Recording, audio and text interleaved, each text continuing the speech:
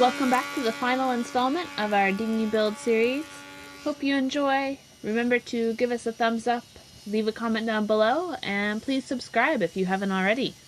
So back in Constitution, we searched for one other material that was really hard to find down here, which was a hardwood. That didn't seem to exist. At the lumber store, we found one single piece of teak, which we got for a great bargain of $5 a foot. Getting us some sawdust. Free sawdust. Teca Africana. We even had the use of the lumberyard's table saw so that we could cut down the pieces out of the teak for the cap rail and the gunnels to 1/2 inch and 1/4 inch thicknesses. We placed some stiffening 1x2s along the edges of the bulkhead to strengthen the 1/4 inch ply. We used a thickened resin to glue these pieces in place and temporarily screwed them in to create a tight bond. The next step was adding in some cleats for the rear seat to rest on. This was a bit challenging as we had to get them to fit flush against a both slanted and curved surface on the edge of the dinghy, but we had to make sure that they had a flat, level top for the seat to sit on as well. For the forward seat, we had cleats for the seat to sit on, and the area would also be enclosed as a buoyancy chamber. A bit of a gap here, but very minor. With our teak pieces in hand from the lumber store, we prepped the edges of the boat for the gunnels. These pieces would add stiffness and rigidity to reduce the amount of flex in the thin ply that made up the boat. The gunnels were applied in 4 pieces on the edge of the boat. We applied a thickened resin as a glue. Once applied, we clamped the gunnel in place. Then we came through with stainless screws spaced approximately 8 inches apart. This process was repeated on each side of the boat.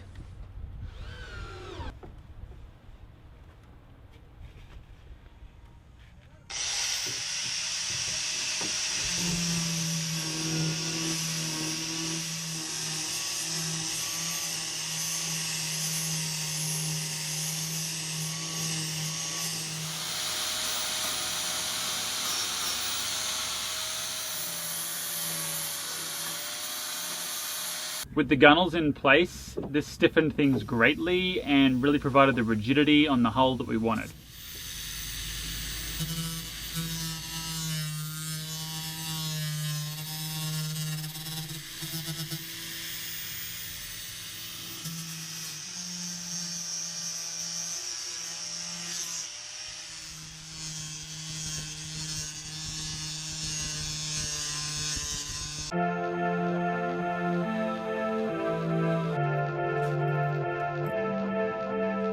When to no return here? Yep, we find out, well, I don't know, we don't find out if it floats yet, but we don't have a choice after this because we're cutting it in half. Time to cut the boat in half.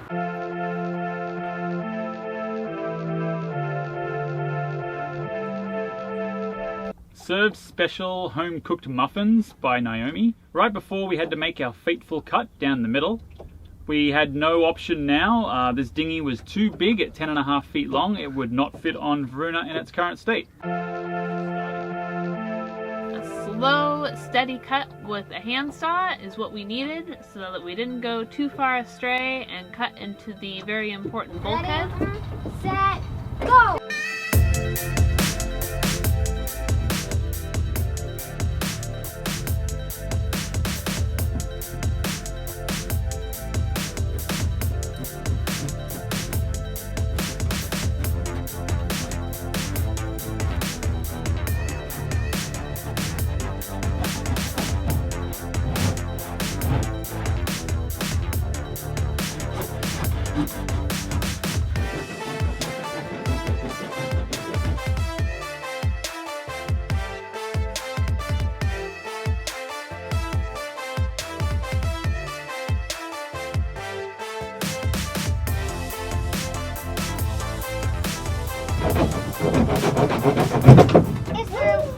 The cut went off pretty easily without any hitches, just a few minor blemishes on the bulkhead. Wait, we were going to leave it in one piece. It probably would have been a little bit easier if we had drilled some small guide holes through the inside before placing the other bulkhead in, but we managed to do it nonetheless. Just did it by hand, just up in the water. Yep.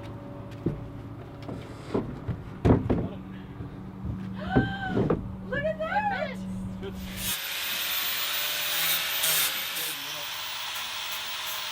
We opted to add a little extra strength by putting a layer of fiberglass along the complete bottom, as well as extra layers on the seams. For our use, we thought that would be helpful, even though it would add a little bit of extra weight. So my dad went ahead and drilled the bolt holes to join the two pieces together. There's 4 total, 2 below the water line and 2 above. Right now we have to handle the 4 bolts, 8 stainless steel washers, and 8 rubber washers, as well as 4 wing nuts. We're still trying to work out an easy way to do this. We may look at gluing either the washers or the bolts in place at a later date. Styrofoam was another item that we could not find anywhere. Luckily, if we kept our eyes open, it was pretty easy for us to scavenge it from the roadside.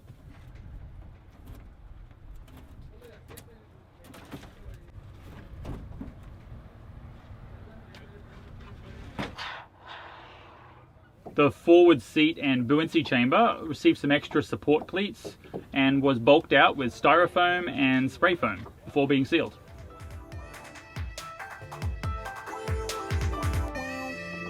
Never thought that we'd go this far. Don't stop now. Reaching for a distant star. Don't stop now. Isn't it strange how we're safe and home? So that I count in days until the second ground. If you're gonna make a change, you have to let me know. Turn the shit around, just start it down the yards. Cutting out the cap rails and using what little we had on board of our West Systems epoxy to bond it down, since there'd be nothing else holding this cap rail on. We wanted to make sure it had a really good epoxy. We used up all of our clamps for this and even had to buy some more, and did this in sections. Took us 4 days, a section at a time.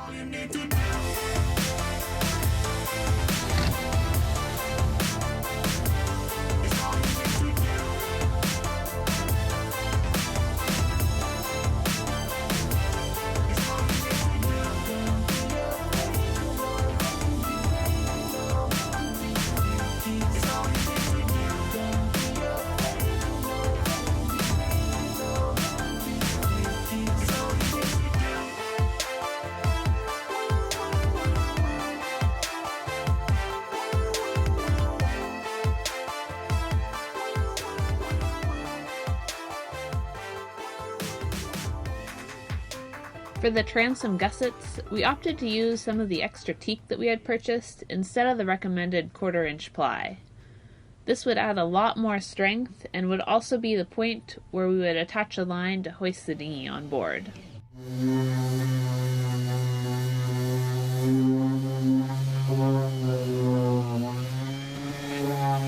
When it came time to apply a light coat of gel coat, we found that thinning the gel coat with acetone at roughly 3 times the amount of acetone to hardener really helped with the ease of use to work with, and this should also provide a really good seal and allow the resin to fully cure. Never thought that we'd go this far.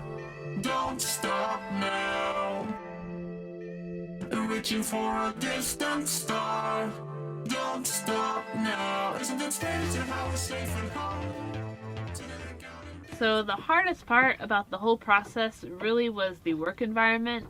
It was really difficult having to work bent over the whole time, and not having a controlled environment for everything to set made the process a lot longer.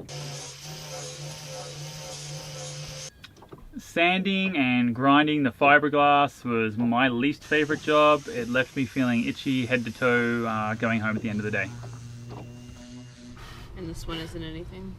No, those are just the scripts I kept there in case we want it.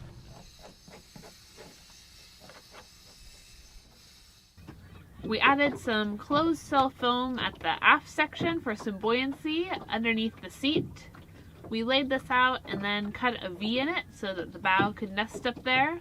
The plans called for fiberglassing over it, but we decided just to gel coat over it to help it blend in a bit.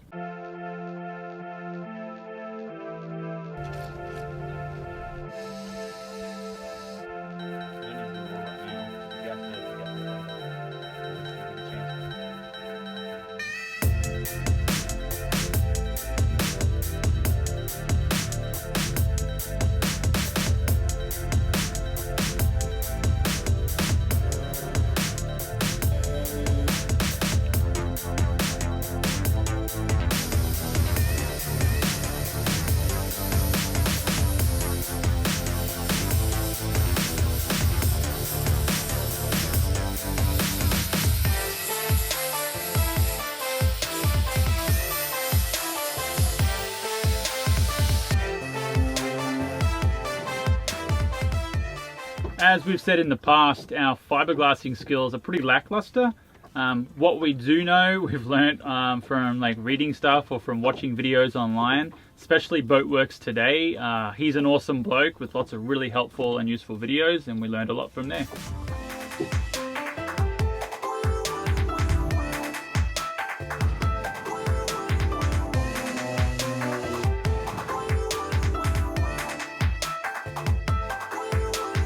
Hope it holds together and doesn't fall apart. That will be the test. We got our foam back here, so this is kind of like a buoyancy thing to help it have a bit more buoyancy and float. We have some in the bow as well. And then when it nests up here, the bow sits right in there, and it's a nice solid fit, so that way it won't rattle around on deck, which will be good. I think the plan's called fiberglassing that foam. But It did, but we didn't really see a point to that. It's kind of, I don't know, it'd be weird to fiberglass over.